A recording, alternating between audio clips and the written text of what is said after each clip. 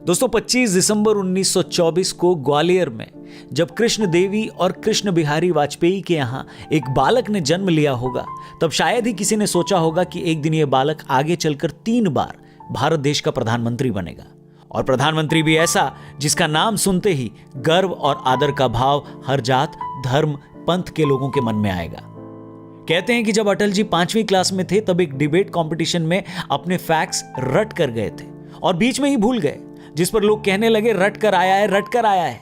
बस तभी उन्होंने संकल्प लिया था कि जीवन में कभी रट कर नहीं बोलेंगे, और उसके बाद जो वो पूरे जीवन बोले वो शब्द आज भी हर भारतीय के मन में गूंजते रहते हैं। 1977 में जब वो जनता सरकार में विदेश मंत्री थे तब उन्होंने संयुक्त राष्ट्र महासभा में हिंदी में भाषण दिया। यह पहला मौका था जब अंतर्राष्ट्रीय मंच पर भारत की राजभाषा गूंजी थी। 1980 में अपने साथियों के साथ मिलकर उन्होंने भारतीय जनता पार्टी की स्थापना की और उसके फाउंडिंग प्रेसिडेंट बने। वो मस्त मौला थे, लेकिन सार्वजनिक जीवन में शालीनता भी बनाए रखते थे। देश के चारों कोनों को जोड़ने वाली 5846 किलोमीटर लंबी गोल्डन क्वाड्रिलेटरल योजना, देश के लाखों गांवों को सड़क मार्ग से जोड़ने वाली प्रधानमंत्री ग्रामीण सड़क योजना, 1998 में तमाम इंटरनेशनल प्रेशर के बीच भारत का परमाणु बम परीक्षण, 1999 में ही करगिल युद्ध में भारत की विजय, इन्हीं के कार्यकाल के बड़े माइलस्टोन रहे। 1957 में अटल जी पहली बार संसद पहुंचे थे।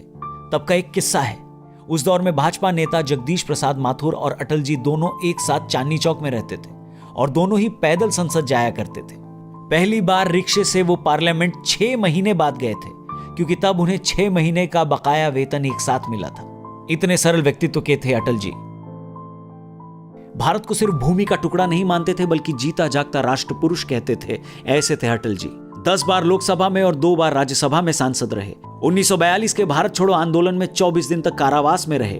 पूर्व प्रधानमंत्री चंद्रशेखर उन्हें गुरुदेव कहकर बुलाते थे और डॉक्टर मनमोहन सिंह जी ने भी उन्हें राजनीति का भीष्म पितामह कहा था।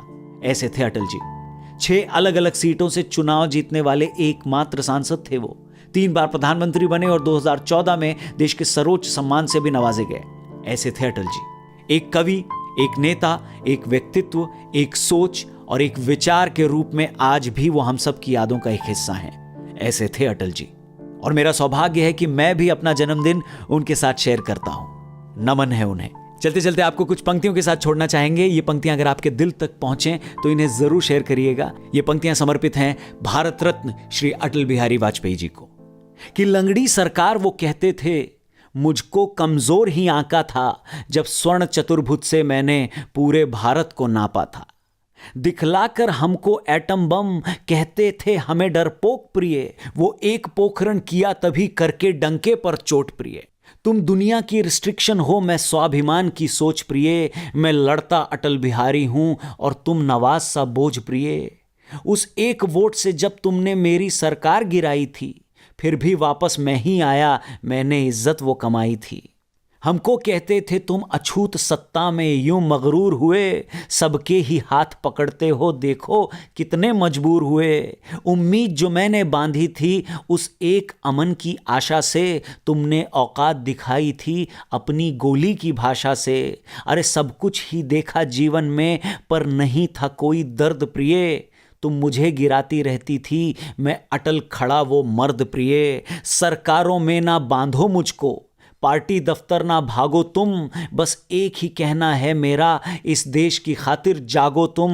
2 से बहुमत के रास्ते तक हर जीत हार को सह लेगा, ये अटल की भीष्म प्रतिज्ञा है, ना बदला है ना बदलेगा। कि मुझको सम्मानित करते हो कहकर भारत का रत्न प्रिय, मुझको सम्मानित करते हो कहकर भारत का रत्न प्रिय। भारत अब विश्व गुरु बनकर उभरे, ये करो प्रयत्न प्रिय।